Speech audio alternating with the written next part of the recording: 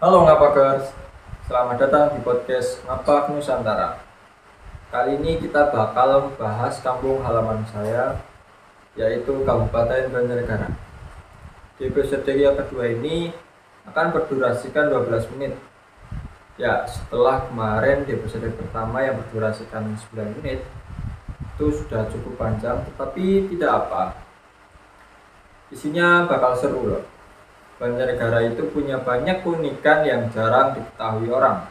Dari sejarahnya, budaya, hingga alamnya. Semuanya itu bikin kagum. Jadi, siapkan kopi dan duduk manis. Mari kita mulai.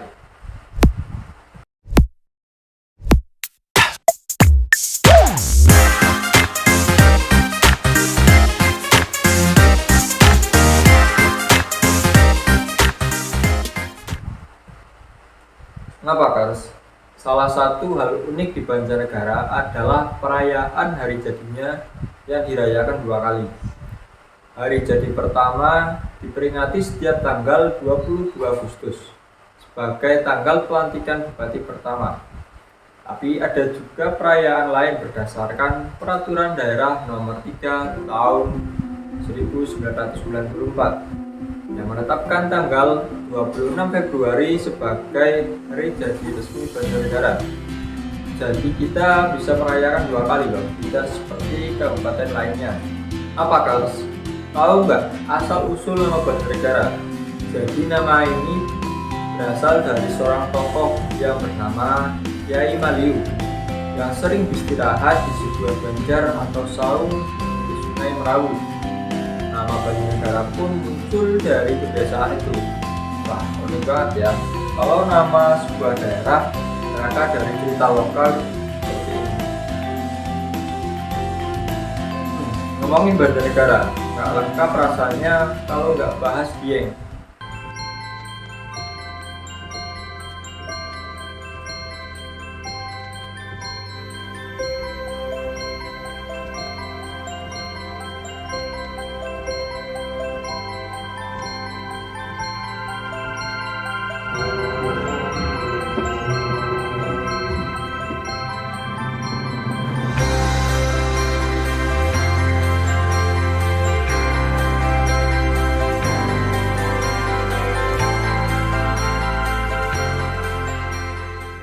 Dieng itu berasal dari bahasa Sanskerta, yaitu di yang berarti tempat para dewa.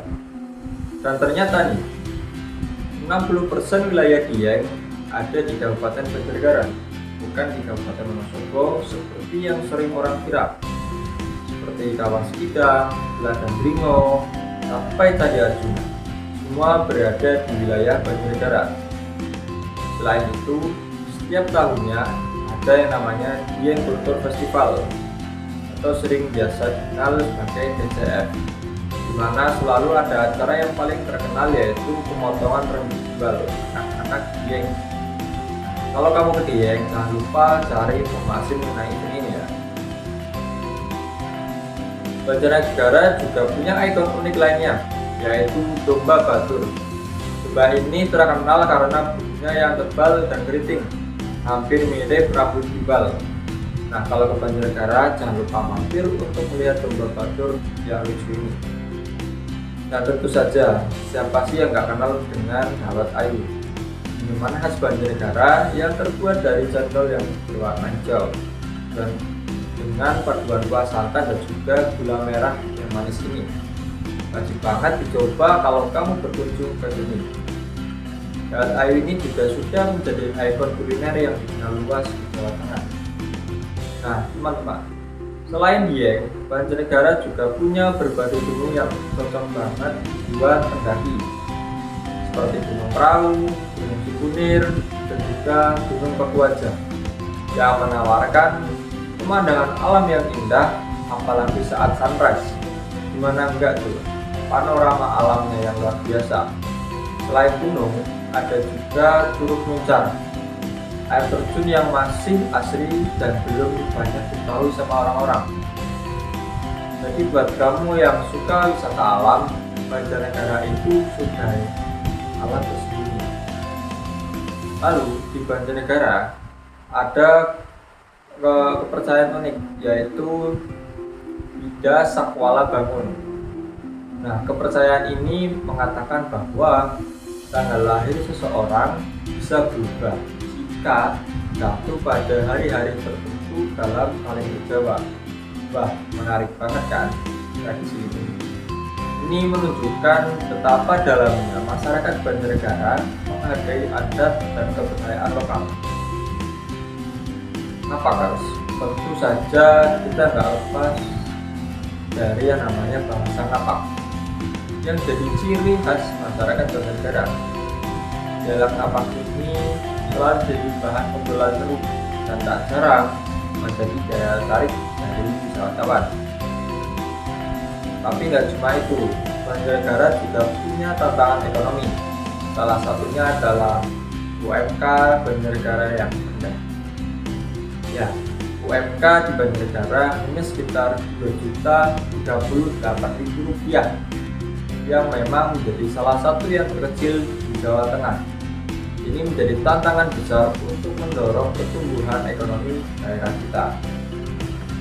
Apakah selain alam dan budaya, Banjarnegara juga punya sejarah penting dalam perjuangan kemerdekaan Indonesia.